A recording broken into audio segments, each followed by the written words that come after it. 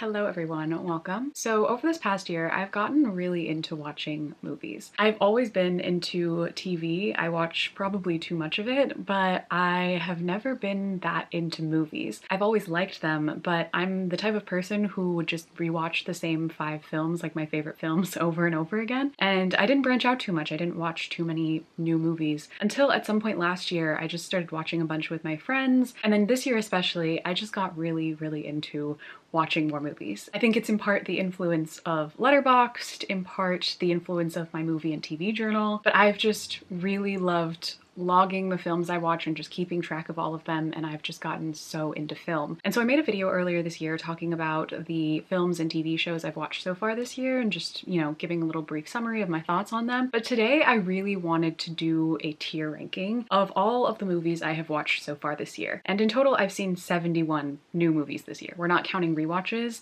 If we count rewatches, we're at like 90 something. But yeah, that's a lot for me. I don't even come close to that number in like 3 years. And so I just kind of wanted a place to talk about all of them before we reach the end of the year. A few people have asked me to talk some more about the movies and shows and stuff I watch, so I thought this would be a fun way to do that. And we can just rank them all because I have watched some movies that I would now consider some of my favorite movies of all time, and I have to talk about those. And I've also watched some horrible movies that I absolutely hated, and I want to rant about those. So we have 71 movies to go through, which is going to take quite some time, so grab some popcorn, grab a snack, a drink, sit back, relax, and let's dive in to this film tier ranking. I will also leave my Letterboxd linked down below if you want to follow me on there so that you can see all of the movies I've seen and the little reviews I like to leave for them. None of them are that in-depth. I kind of just leave little one-liner thoughts. And I will also leave a link to my film and TV journal if you want to pick one up for yourself so that you can track the movies and TV shows that you watch.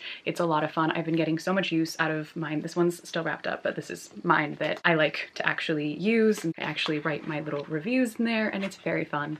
So yeah, if you would like to pick one up for yourself, you can check the link in the description box below. Before we officially dive into the tier ranking though, I do want to thank the sponsor for today's video, which is Book of the Month. Book of the Month is a monthly bookish subscription service that sends brand new hardcover books to your door every month. Every month they have a curated list of new books for you to choose from, with a focus on new and emerging authors, so there's something new for everyone to discover. Sometimes it can be overwhelming to find new books to read because there are just so many books out there, and Book of the Month makes that easy by creating their curated selected list every single month so that you can have a very intentional selection of books to choose from. My absolute favorite thing about Book of the Month is that they have such great prices. They have free shipping, a loyalty rewards program, and if you use my code CARDIGAN, you can get your first box for just $5. With books getting more and more expensive every year, $5 for a brand new hardcover book is pretty unbeatable. So now let me tell you about the 2 books that I'm really excited about that they're including for this month. First up, we have A Song to Drown Rivers. This is a brand new fantasy book, and fall is like the perfect time to read fantasy for me. It's based off of a Chinese legend. It sounds like it's going to be really epic and fantastic and romantic, and I'm just so into finding any kind of new fantasy that I can sink my teeth into. And then my second choice is Blue Sisters. This is a literary fiction novel about family and sisterhood and grief,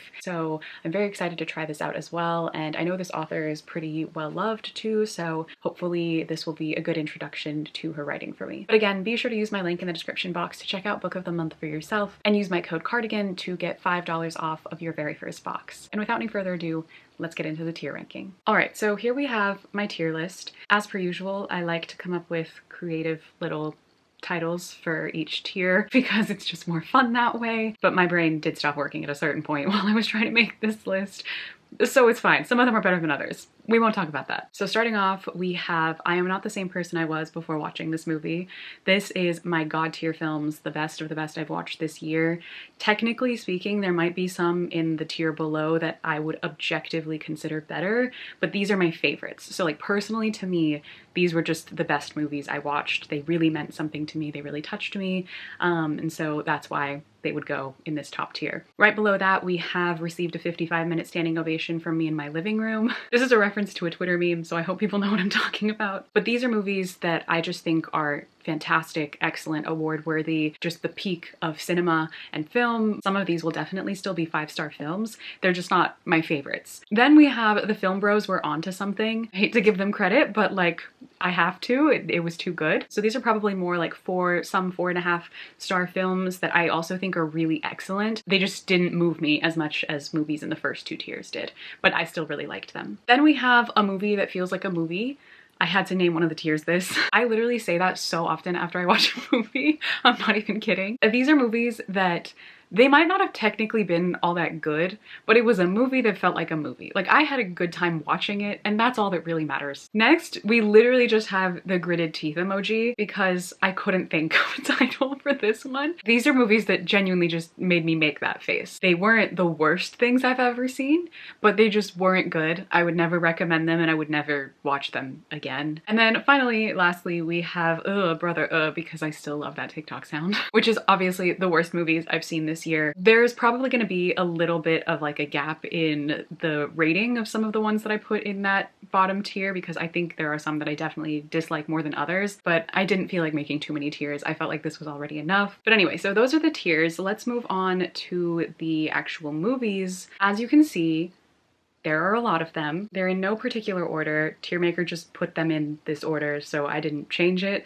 The only thing I did move around were that if there were movies I watched that were in a series, I put the ones in the series together. But beyond that, they're not in the order that I watched them in or anything, so this is gonna be completely random, which I think will be more fun. So yeah, without any further ado, we have so much to get through, so let's just get started. Starting off, we have Abigail, which is a horror movie that came out this year. It is about a vampire ballerina.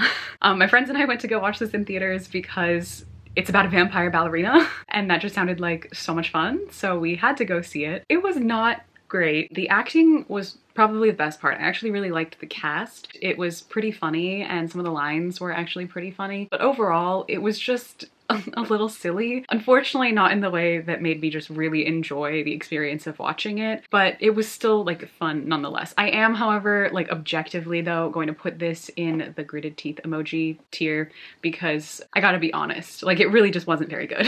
Next up, we have Interstellar. I'd never seen Interstellar and it felt like a movie that I should watch because it's such a classic and everyone likes it so much. I'm gonna hurt people's feelings, I think. I didn't really love this a lot. I watched a lot of Christopher Nolan movies this year, and this was one of them, and I had only seen The Dark Knight or Dark Knight Rises, I can't remember which one, like a few years ago by him, and then I think that was the only Christopher Nolan movie I had seen until this year where I watched this one, Oppenheimer, Tenet, which we'll get to, but I just do not really vibe with his films, his storytelling style, his directing style, and Interstellar is definitely one of the ones I like less. I didn't dislike it, I just didn't really love it. So I'm gonna put this in a movie that feels like a movie because that is what it is to me. Objectively, it's a visually stunning film. The soundtrack is definitely the best part of the whole movie, but I just did not care for the story. My Letterboxd review for this is one of my favorite Letterboxd reviews I've ever written. Personally, I thought this was funny as hell. People are gonna come at me for that, I know. It's such a beloved movie. I'm sorry, it's just not my favorite. Next up, we have A Girl Walks Home Alone at Night. This is a movie in Farsi, and I was so excited to finally watch this because I've wanted to watch this movie for years. It's about this woman who is a vampire, a skateboarding vampire. She skateboards around at night, and it's filmed in black and white, and so it kind of has the vibe of like an old classic film, but it's set in a more modern setting in this fake city called Bad City. It has a little bit of a Western vibe. It's a horror film, but it's not particularly scary or anything like that. So if you want a cool, interesting, very unique vampire movie to watch, highly recommend checking this out. I'm gonna put this in the film bros were onto something. I know this is like a pretty well-loved film in the like cinephile community. Not necessarily a film bro film. This encompasses a lot more than just film bro films. So it's not like one of my favorite movies I've ever seen, but it was great and I'm glad I finally saw it. Oh, hold on. Some of my movies got moved around. I have to move Allegiant up here because the next movie we have to talk about that I finally watched for the first time is Insurgent. So I had only seen the Divergent movie around the time that it first came out, and I never watched Insurgent or Allegiant because I'd only ever read the first book too, and I didn't like the first book, and then I didn't like the first movie, so I was like, why would I continue? But something compelled me this year. I don't know, I think it was post a Hunger Games rewatch or something. I was like, I need to see these now. I need to see what actually happens because I don't even know what the story is. I regret that. I shouldn't have watched these because, oh my god, I could have gone my entire life not knowing what the rest of the plot of this story was, and my life would have been better because it is so much worse than anything I could have imagined. If I'm feeling particularly masochistic, I might actually read the entire Divergent series and then compare them to the films because I kind of like have to, like I feel like I have to talk about it because nobody actually tells you what the plot of this series is actually about. No one tells you that the plot of this story is just eugenics. Like that's actually what's going on. It's simultaneously all just a metaphor for Christianity and Jesus Christ, and also a metaphor for eugenics slash like literally just about eugenics. Nobody ever told me that. No one gives you the impression that that's what the story is about. That is what this story is about. Beyond the first book, like if you read past the first book or you know the story past the first book, that's what this story is about. I really feel like I need to read those books and unfortunately rewatch the 2 movies because I feel like someone has to talk about it. I need to vent out these feelings because it's crazy if you actually get into it. And I just can't believe I never knew this. Anyway, the movies were horrible. Like genuinely some of the worst movies I've ever seen. Insurgent was definitely less bad than Allegiant. So I'm gonna put Insurgent in the gritted teeth emoji tier, and then we're gonna put Allegiant in brother because that is one of the worst movies I think I've ever seen. I can't believe that that's what this series is about and we've just let them get away with it for all of these years and just no one says anything. No one talks about it. Next up, I was in a really sci-fi dystopian, a little bit of a horror mood for a while, so I watched Annihilation. I surprisingly really liked this. I liked it a lot more than I thought I was going to. People had described this movie as very scary and disturbing. It was definitely psychologically a little disturbing and there are some graphic scenes for sure, but I didn't really find it particularly scary and I really liked the whole ending sequence of the film. So I'm gonna put this in the Film Bros We're Onto Something. That was like a solid 4-star film to me. I really enjoyed it. Okay, next up we have A Man Called Ove. This is the original adaptation in Swedish of the book, and I am absolutely in love with this movie. I watched the Tom Hanks adaptation last year when it first came out, I think because I love the book so much. I was like, I need to watch this adaptation, and that movie was horrendous. Don't ever watch that adaptation. It was horrible. But this adaptation, the original adaptation from I think 2015, chef's kiss, gold star. This is easily going into 55-minute standing ovation from me in my living room because I loved this movie. 5 out of 5 stars. It made me cry just as much as the book. It was such a beautiful, authentic adaptation of such a heartfelt, lovely book. So yeah, love that movie. Highly recommend. Okay, next up we have a movie I watched on a whim, had never heard anything about it, and that is This Beautiful Fantastic. This was just like kind of cute. It wasn't particularly life-changing in any way. There were things about it that I really loved. Some elements I thought were really well done. Others were a little cheesy or had definitely less attention paid to them. So I didn't love everything about this, and the story was a little basic at times, which isn't necessarily bad. It just wasn't profound to me in any way, but I did like it. So this is gonna go into a movie that feels like a movie because that is literally the best way I can describe this film. Okay, next we have Train to Busan. This is a movie I wanted to watch for so long because I just knew I was going to like it, and I was so right. I loved this film. I was genuinely on the edge of my seat the entire time. I cried. I was screaming like, get out of there, move faster. Oh my god. This is a true, genuine thriller experience. Like if you're looking for zombie horror thriller,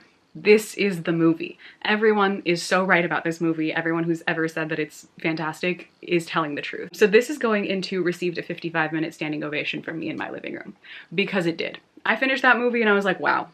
Wow, that was also a movie that felt like a movie, but in an elevated way. Okay, next up is First Omen. This is a horror movie that came out this year, which is, I guess, like a prequel to the Omen series. I don't even know what the name of the series is. I have not watched the other movies in this series. I'm not really big on like jump scare horror. I kind of like psychological horror and gothic horror more than anything else, gothic horror particularly. So this is like a little bit out of the realm of most of the horror that I usually watch, but I still really, really loved this movie. This was great. It was definitely scarier than some. There are a couple jump scares here and there and a lot of like body horror, graphic horror, but I loved it. Genuinely loved it. The performances in this movie were so, so good, and some scenes that I just genuinely will never forget. So I'm gonna put this one in the Film Bros Were Onto Something.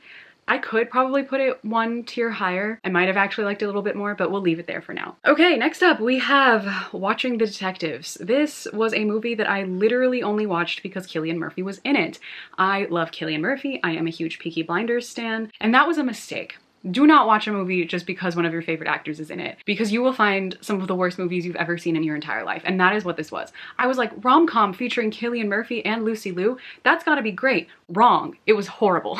If you want to talk about the male gaze in film, that is it. Like, you could have told me that was directed by Quentin Tarantino and I would have believed you. Actually, as much as I don't like him, Quentin Tarantino doesn't deserve that disrespect. This was so bad. It was not funny at all. Not a single joke was funny. It was extremely sexist. Lucy Liu's character is perhaps the most manic pixie dream girl to ever manic pixie dream girl, and it was just not good. So this is definitely going in brother. I hated that movie. All right, next we move on to Us.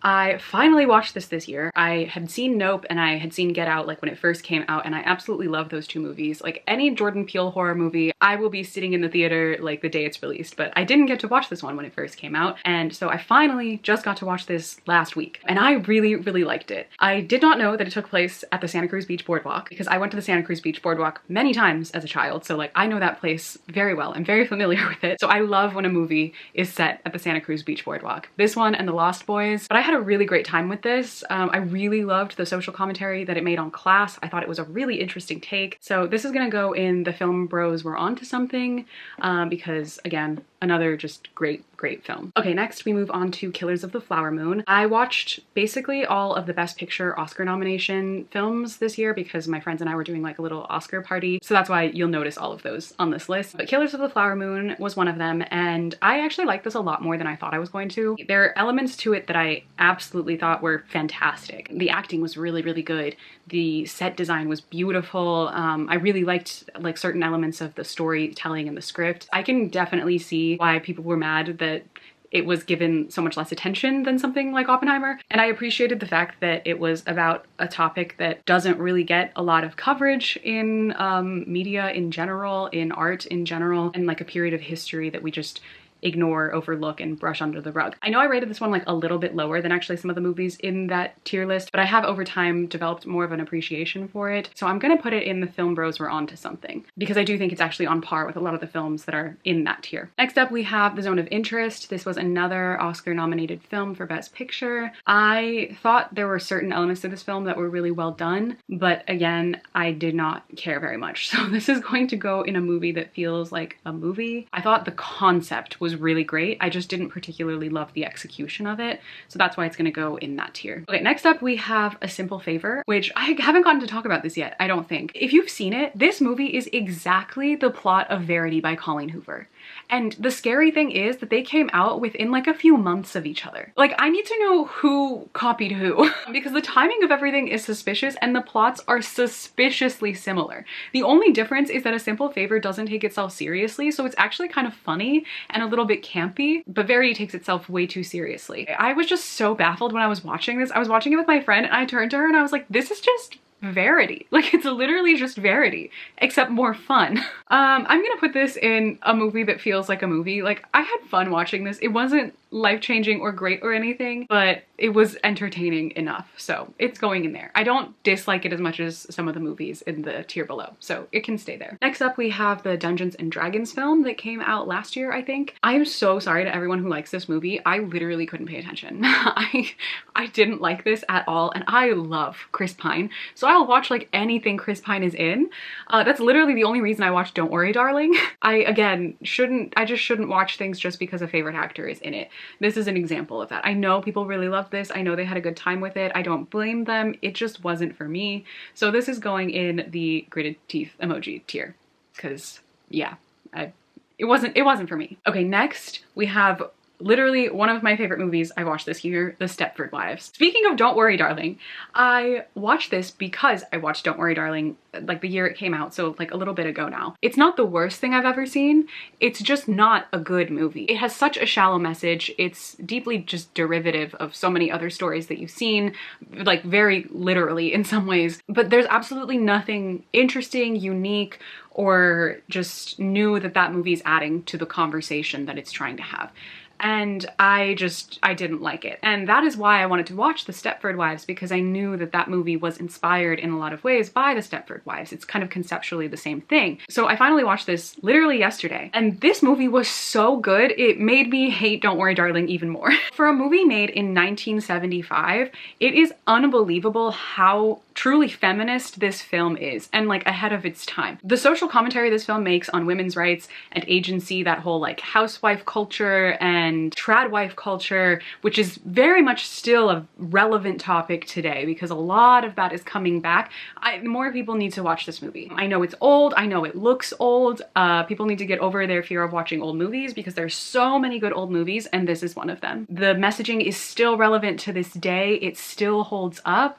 It's better than a lot of movies like feminist films you'll watch that are made today because it's not as heavy-handed in its messaging, which I feel like so many modern films, when they try and like send a particular message nowadays, they like want to beat you over the head with the message so that you get what they're trying to say instead of letting you actually interpret it for yourself, which is why I have such a big problem with a lot of modern films and movies and shows and stuff. But this movie, oh my god, they get everything right. So this one, for now, I could put it in I'm not the same person I was before watching this movie, but for now we're gonna put it in received a 55-minute standing ovation from me in my living room, because it did. I literally finished this movie yesterday and my jaw was on the floor. I was like, damn, I thought it was gonna be good. I didn't expect it to be that good. Such a good film.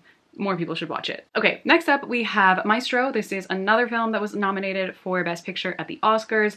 I also didn't like this. I literally don't like Bradley Cooper at all, so this is going in the gritted teeth emoji. It just wasn't a good movie. It wasn't bad necessarily, but it wasn't really good. So that's where it's going. Okay, next up we have Perfect Blue. This is a movie I had wanted to watch for so long. It's an animated horror film from 1997. It is a classic. A lot of people really, really love this movie, and I really only knew that it was an animated horror film. I didn't know anything else about it. So I was really surprised when I got into it and figured out what it was actually about. It's pretty difficult to watch. There's some really graphic scenes, so I would definitely look up content warnings if you decide to watch this movie, but my god, this was so good. So good. Another thriller horror that had me on the edge of my seat. This is going in 55-minute standing ovation because truly, such a good movie. We'll get to it in a second. Actually, let me just find it and I'll move it up so that we can talk about it right now. Black Swan, because Perfect Blue is literally everything that Black Swan thinks it is. Everything that Black Swan is trying to be is exactly what Perfect Blue actually is. So now moving on to Black Swan, I hated Black Swan. I didn't like this movie at all. I thought it was deeply sexist and misogynistic. This film is very male gaze, and I know I'm using that term. I do quickly just want to like define this term for people because it is so misused and overused and just completely used incorrectly, and then people start using the term female gaze as if that's a thing when it is not a thing. There's no such thing as a female gaze, and then they try and apply it to things that it can't even apply to. Male gaze is a term that was coined in the 1970s by Laura Mulvey, a feminist film critic, who used this term to explain a perspective through which film and media is created to center men and men's view of women and female bodies and sexuality in a way that objectifies and sexualizes women. It's specifically a term used in film theory. It's about film and media. So when people are like, oh, dressing for the male gaze, dressing for the female gaze, that's not a thing. It's just not a thing. This is a huge pet peeve of mine. But male gaze is specifically a term you use in media. When you're talking about a film where you can tell the perspective is made by somebody who is objectifying and sexualizing women in the film. It's a phenomenon that happens in like a lot of films, actually. And yes, women can make movies that have the male gaze. It happens all the time. But relating this back to Black Swan is a film that is deeply entrenched in the male gaze. And I know people like to pretend that it's not for some reason because it stars a woman and it's about a woman, but there are so many elements to that film that you can very clearly tell, even though it's about a woman's sexuality. We'll get to this with a later film as well, because I have the exact same problem. Even though it's a film about a woman's sexuality, the film itself is also sexualizing and objectifying her. Those are two different elements. Like, it can be about this and her discovering her sexuality and like coming to terms with it and exploring her sexuality, but the film itself can also be objectifying and sexualizing her separately from what the story is about. And it does. That is the difference between this film and Perfect Blue. Perfect Blue doesn't sexualize the main character in the same way. Like, the film itself, the perspective the film is coming from, doesn't sexualize her. It's still a film that explores that as a theme, but it doesn't objectify the main character and it doesn't exploit that the same way that Black Swan does. That's what I don't like about Black Swan. So Black Swan is going in the gritted teeth emoji tier because I genuinely do not like that film. I'm so sorry to all the people who love it. I know that it's like a huge cult classic and absolute favorite of a lot of people's. Not for me though. It isn't for me. But if you want something similar, please watch Perfect Blue if you haven't seen it. Again, look up content warnings. They're both a little graphic, a little disturbing. Perfect Blue probably more so, but yeah. That one is God tier. Next up, we get into John Tucker Must Die. And this was like an early 2000s rom-com that I had never seen. It has a lot of really dated jokes, a lot of probably pretty offensive humor. I don't even remember half the things they said, to be honest with you. But I also enjoyed some of my time watching it. It was genuinely funny at times. It had its moments. I will like also just watch anything with Sophia Bush in it. So she's another actor where I'm like, if you're in something, I have to watch it.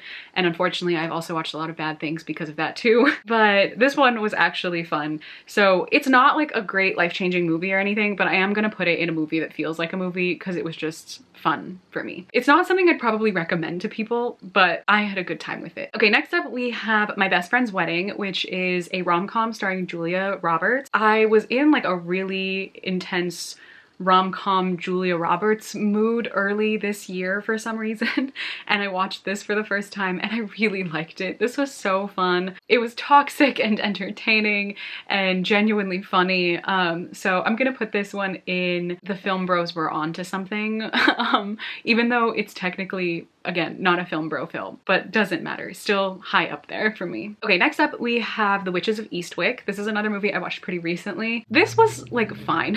It wasn't great. It wasn't horrible either. It stars Cher, Michelle Pfeiffer, Jack Nicholson, and Susan Sarandon. And I saw that cast and I was like, I have to watch this film. And it's about witches. Like, I have to watch this movie. I wish it was a little better than it was, but it was like very silly, very campy, just like genuinely goofy.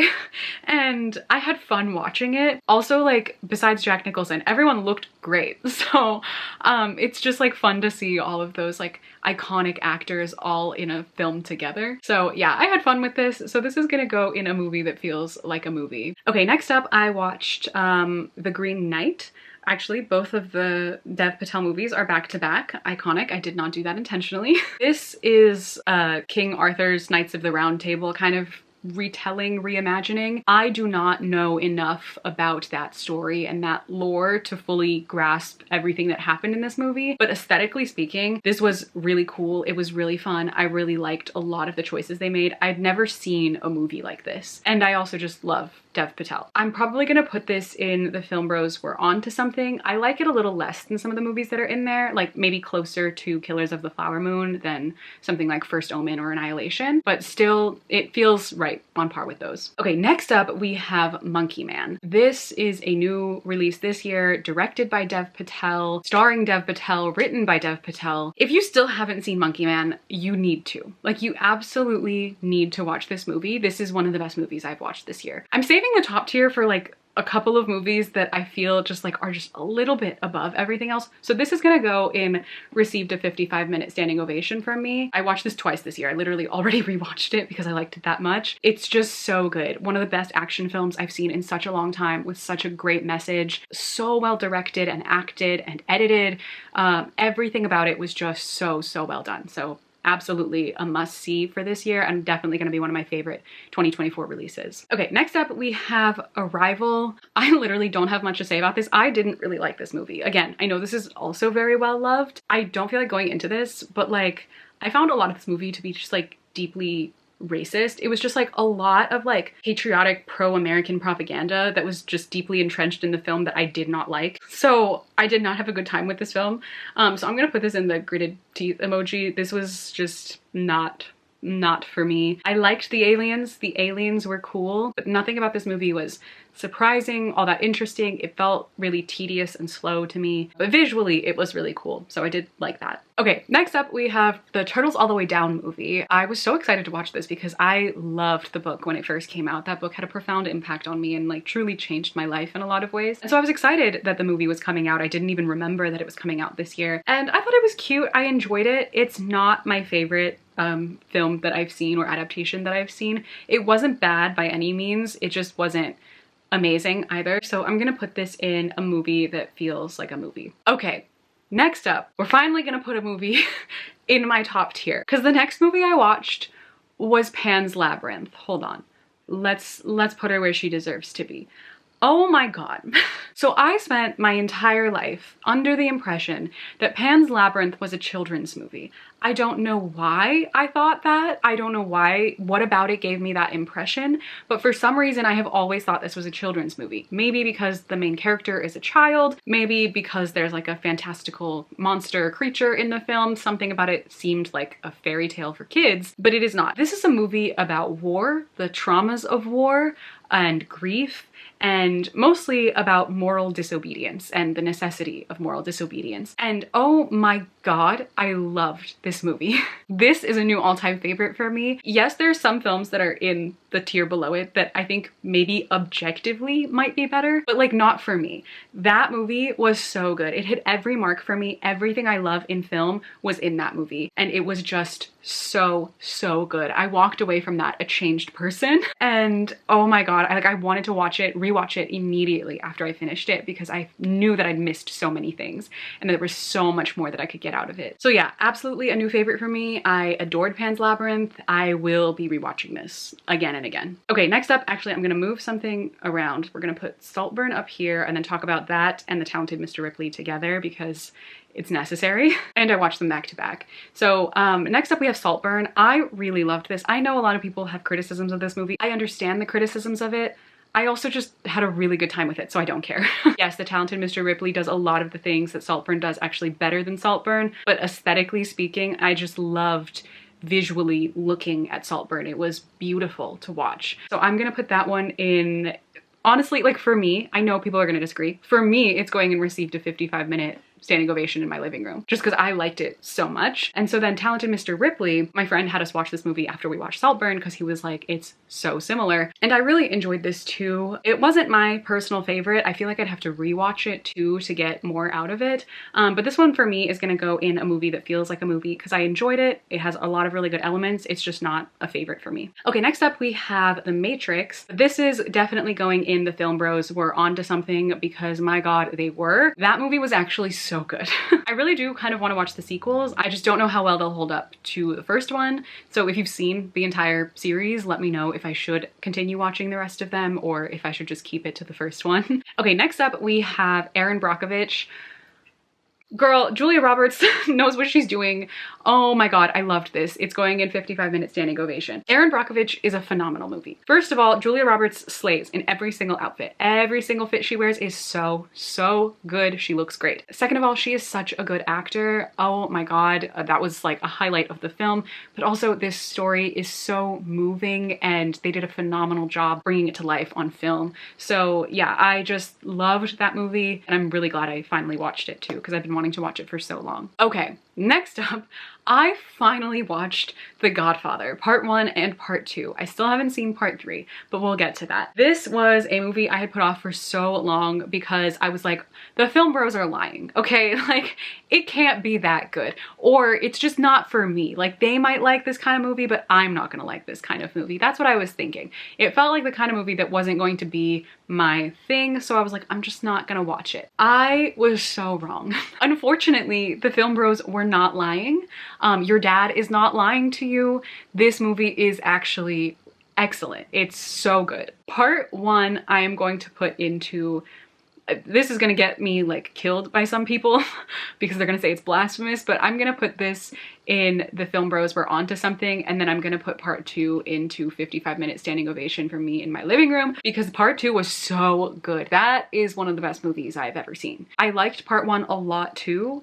Honestly, if I rewatched it, these could easily move up, but like for now, this is just where they're sitting. It was a really pleasant surprise to see how much I actually enjoyed these movies. But I also haven't seen the third movie yet, and that's mostly because I saw that it was made like 10 years after these two, and it didn't have the best reviews, so I was like, should I just not watch it? Because these two could easily just stand on their own. So if you have any suggestions or recommendations, like should I watch the third Godfather film? Will it give me anything else? Will it take away from my experience? Let me know. Let me know your thoughts. Okay.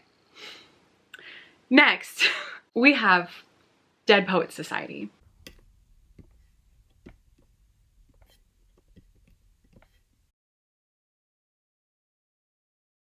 I watched this yesterday. I am not the same. Oh my God. I put off watching this movie for so long because I knew that people deeply loved this movie, that this is like an all-time favorite for a lot of people. And I thought I was going to like it as well. I just didn't think that it would be as impactful for me as it was for other people. I don't know why I thought that. I also was under the impression that this was like a feel-good, happy movie. No, I cried for like an hour after I finished it. I couldn't stop. It was so painful and I loved every second of it. Oh my God, this movie was so deeply moving. I related to so many elements of it, so much more than I ever thought I would. I was devastated. I was heartbroken. I was happy and joyful, and I felt like connected to all of them. You could feel their love for each other and this teacher who changed their lives. Like, oh my God.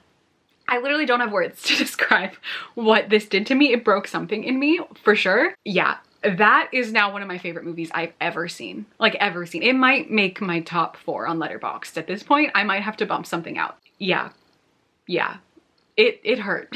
I thought I was gonna put this in like maybe the tier below or even the tier below that. Like I would really like it, but it wouldn't be a favorite movie. No, I'm literally not the same person I was yesterday. I wrote this in my Letterboxd review, but the line when Neil says, I was good, I was really good, from that moment on, I was crying. I couldn't collect myself. I was unwell. Deeply unwell. I will literally start crying again if I keep talking about it, so we have to move on. But oh my God, one of the best movies I've ever seen. Next, I watched Shiva Baby. I just really love Rachel Sennott, so I like watching anything that she's in. Actually, let's put all the movies I've seen with her together for now so we can talk about them back to back. I watched 3 movies that she's in this year. So starting with Shiva Baby, I really liked this. I also really related to a lot of elements of this, more than I thought I would. I had no idea what it was about, but she starts talking about herself as like a gender studies major.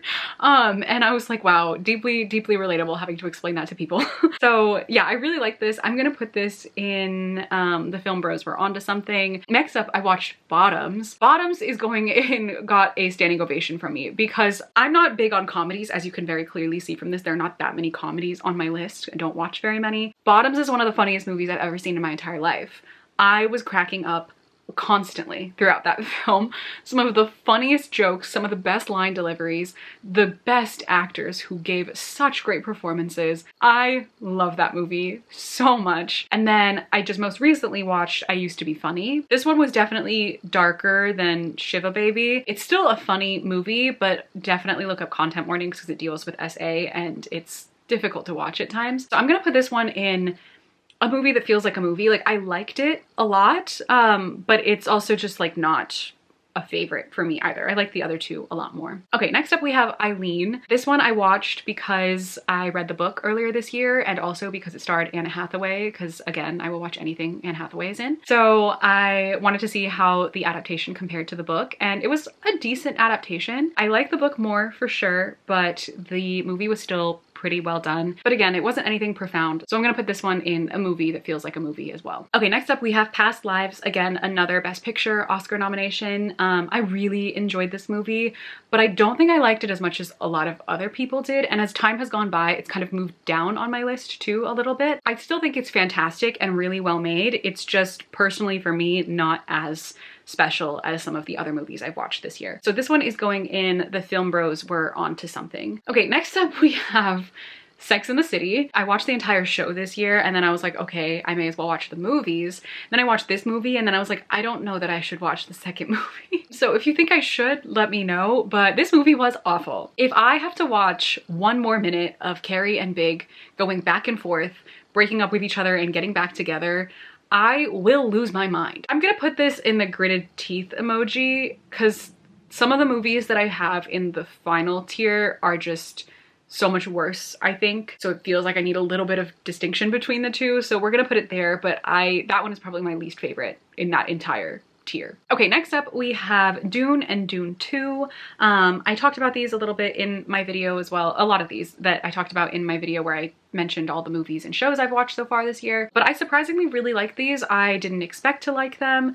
So I was pleasantly surprised by how much I enjoyed them and how fun it was to have like a new sci-fi franchise that was this well made. Because more than anything, the best thing about these movies is how visually stunning they are. I think I'm gonna put this into a movie that feels like a movie because I didn't love it, but I also didn't dislike it by any means. So then the second one is going to go in the film bros were onto something because they really were, and I really enjoyed the second one especially. Okay, next up I watched Fresh, which is a horror movie about cannibalism. I am like a huge Hannibal, the TV show fan.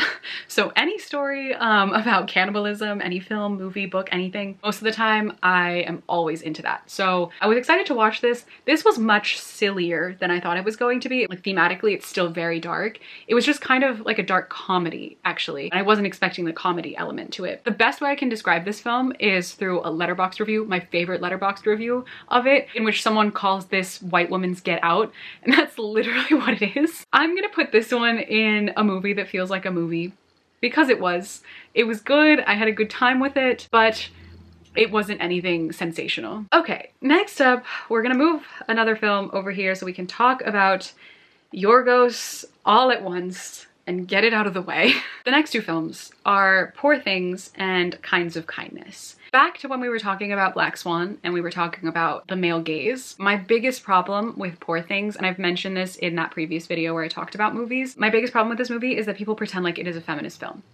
It is anything but a feminist film. It is not a feminist film. I don't care if you liked it, that's fine, whatever. People just need to stop calling this a feminist film. This is also a movie that is deeply entrenched in the male gaze. Again, like Black Swan, just because it is a film about a woman exploring, reclaiming, or just experiencing her sexuality does not make it a feminist film and doesn't mean that it can't have the male gaze. It does. Before people are like, you're just a prude, you want to censor things, no, because I think everything has a time and place. But this movie is just so deeply obsessed with showing Emma Stone naked. The number of sex scenes in this film was honestly just unnecessary. It's not like those things offend me. It's just, I want to know why. Everything that's included in a film should have a purpose, right? It should contribute something to the character, contribute something to the plot, to the atmosphere, to the themes. In one way, shape, or form, it has to contribute something to some element of the story. It shouldn't just be there unnecessarily. And usually if it is, especially in films that are entrenched in the male gaze, and especially when we're just showing nudity, especially of a woman's body over and over again, that gets exploitative at a certain point when you're not doing it for any other purpose other than to just show her, because I didn't need to see her naked that many times. It didn't add anything to the film. You just wanted to film her topless. Like, that's literally it. That's one of my problems with it. I also can never ever get over how people are like, oh no, it's a film about a woman exploring her sexuality, like coming to terms with her womanhood, understanding what being a woman is, whatever, and like exploring that when women's sexuality has been repressed and they've never been allowed to explore those things, blah, blah, blah, blah, blah. Then tell me why most of her exploring that, reclaiming that, discovering that, whatever, happens when she has the brain of a child, of a baby. Yeah, I hated this movie. Like, I can't explain the depths of my hatred for this movie. Visually, it was beautiful. The cinematography was really nice. I liked a lot of the cool effects that they did. The costumes were really cool. It had a really cool aesthetic, but that's really all it had going for it. Thematically, this movie was kind of a wasteland. Like, it really wasn't saying much of anything at all. And even if it was saying some kind of message about like female empowerment or whatever, it was actually pretty dated. This was genuinely giving like 2016 girl boss choice feminism. That's as deep as it ever gets if you want to call it a feminist film. It's not a feminist film. I just want to mention one thing that really, really pissed me off about this movie, and to me is like the epitome of why this movie fundamentally cannot be feminist, because it misunderstands the points and themes that it's trying to explore. Like, it just doesn't understand them. For those of you who have seen it, so there's the part where they're in Paris and Bella is walking down the street with her friend who is also a sex worker who works with her, and then I think Mark Ruffalo is like calling out to them or something. I don't remember if it's him or someone else, and she walks past him and she says something like, I don't remember what she's saying it in response to, but she says, we own the means of our own production now, which is a reference to Marxism, and she's talking about them being sex workers. I have never seen such a gross misunderstanding, one, of Marxism, because when Karl Marx is talking about owning the means of your own production, he's equating working and like labor, the labor force that we have under capitalism, to selling your body the way that sex workers sell their body. So first of all, that doesn't make any sense. If you're then saying that you're reclaiming the means to your own production in reference to you being a sex worker. Like, those two things are antithetical. I don't understand how you fundamentally, it's because you don't understand Marxism and you also don't understand feminism or sex work from a feminist lens. You don't understand any of these concepts. I heard that line and I was like, he does not know what the fuck he is talking about, and I can't be here anymore. It was, to me, again, just the epitome of why this film doesn't understand the message that it pretends that it's sending. So I get very, very frustrated when people try and frame this as a feminist film, because it isn't. It genuinely is not. Anyway, hated this movie. Genuinely one of the worst movies I have ever seen. I know a lot of people love it. That's fine. Love it if you want to. I hate it. So it is going in brother. Then we have to move on to Kinds of Kindness. It's the second Yorgos film that I've ever seen. I made a mistake. I was like, okay, maybe it's just Poor Things. Maybe it's just Poor Things that I don't like. Maybe it's all the discourse around Poor Things that's making it worse for me, because so many people are talking about this movie like it's something that it isn't. Maybe it's not even just like his approach to it. Maybe it's, you know, the discussions that people are having about it that are making me more upset. No.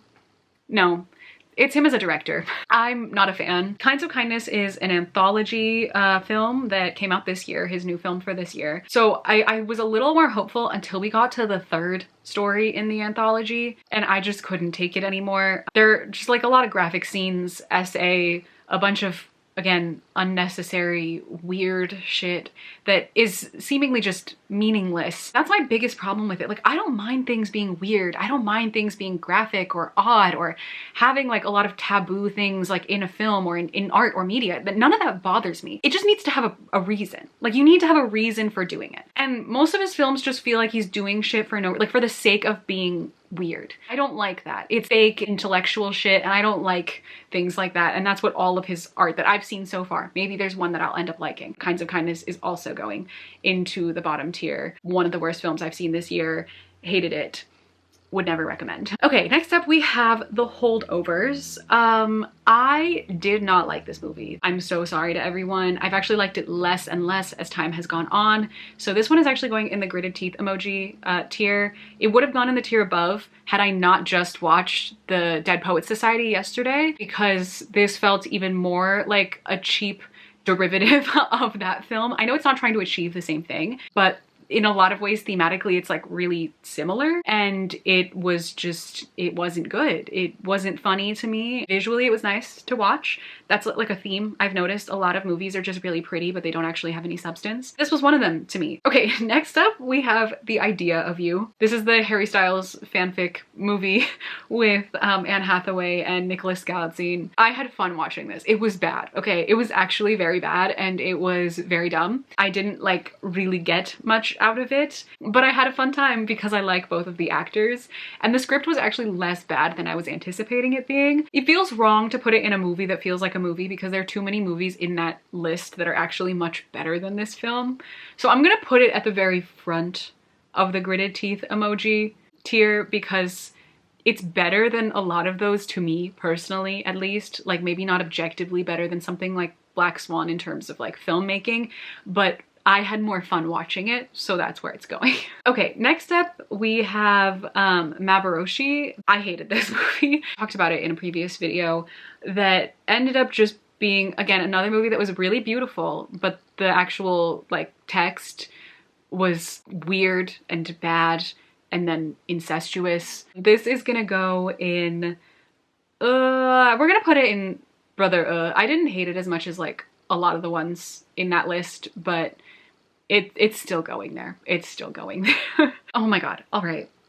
The next movie is The Iron Claw. This has to go in I'm not the same person I was before watching this movie. This is one of my favorite movies I've seen this year. I never, ever, ever expected to say that. Why would a movie about these four brothers living in Texas in like the 1980s, 70s, I don't remember the timeline, who are wrestlers, have such a profound effect on me? I don't know.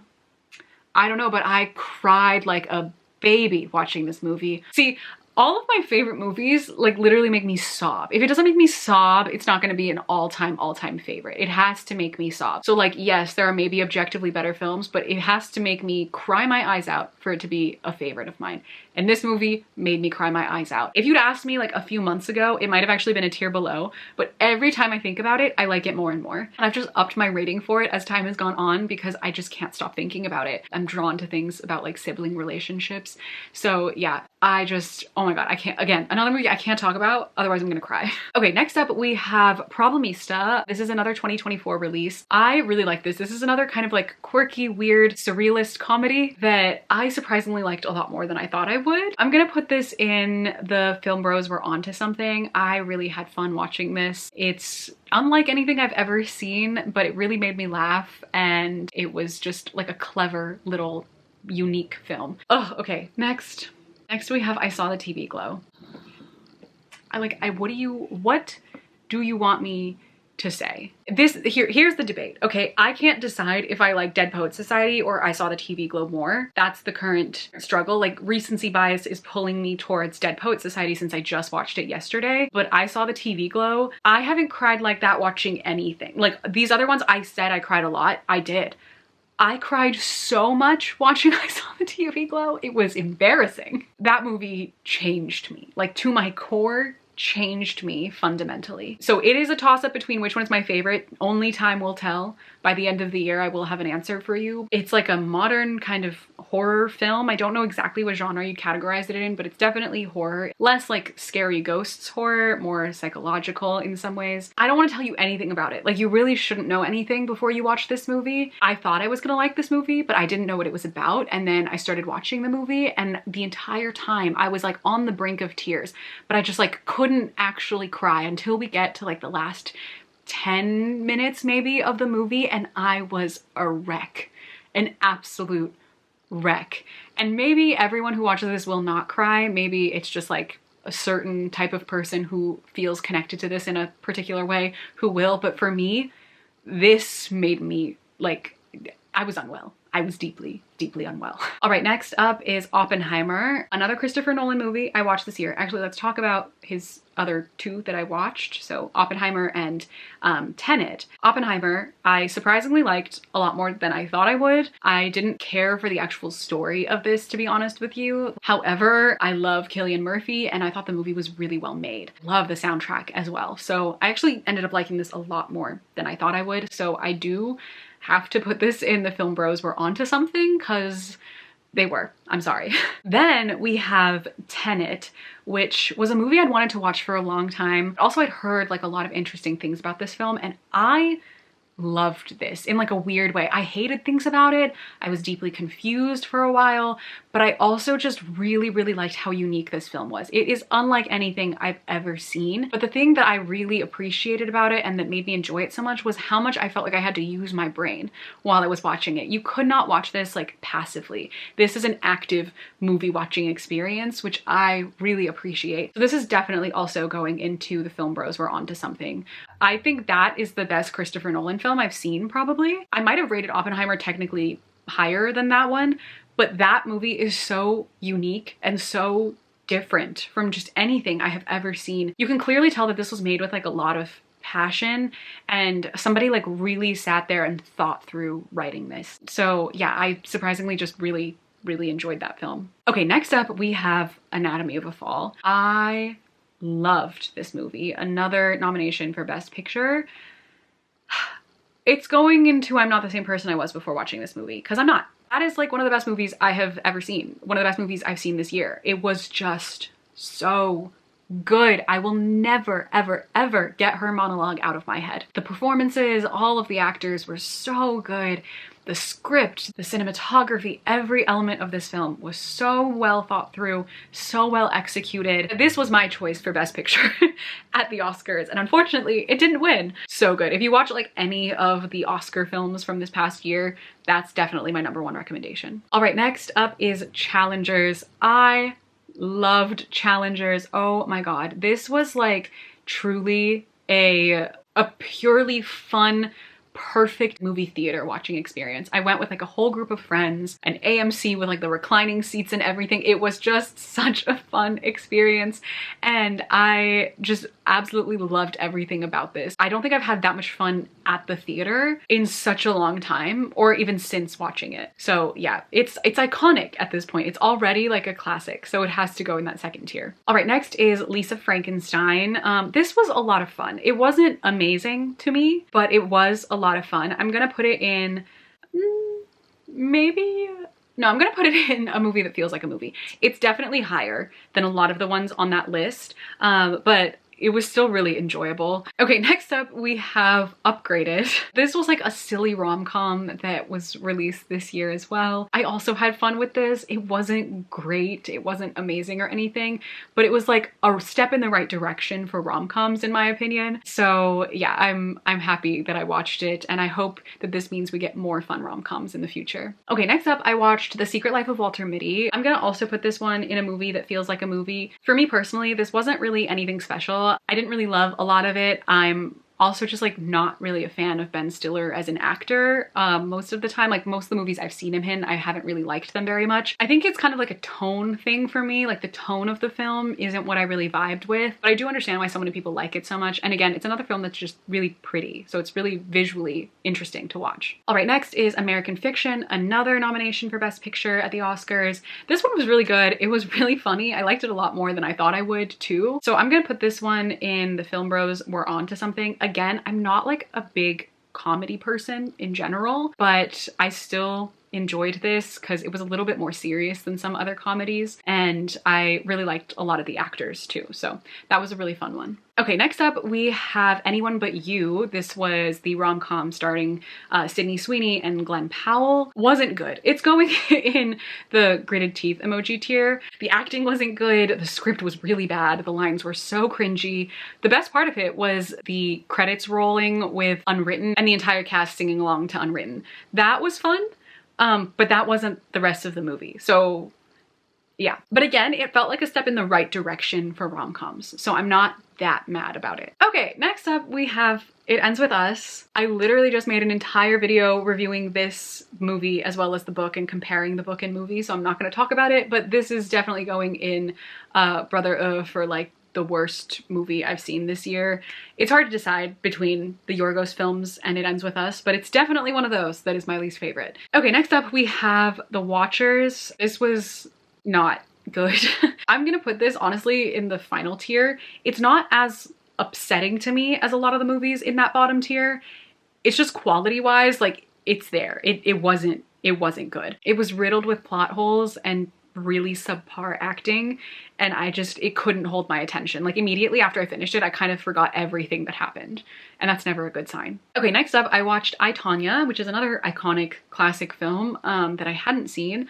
I'm gonna put this in a movie that feels like a movie. Like it was fine. It was better than some of the ones in this tier for me, but I also didn't particularly love this. But I do think Margot Robbie is a fantastic actor, so she did a great job. Okay, next up we have American Psycho. We are putting you, don't worry, we're moving up. Yeah, Yeah, that movie got a standing ovation from me in my living room. I did not think that I was going to like this movie so much because nobody told me, and I don't know why anyone would have because I've never even really considered watching this movie until kind of recently, but I had no idea that this movie is a feminist film on the horrors of toxic masculinity and heteropatriarchy under capitalism.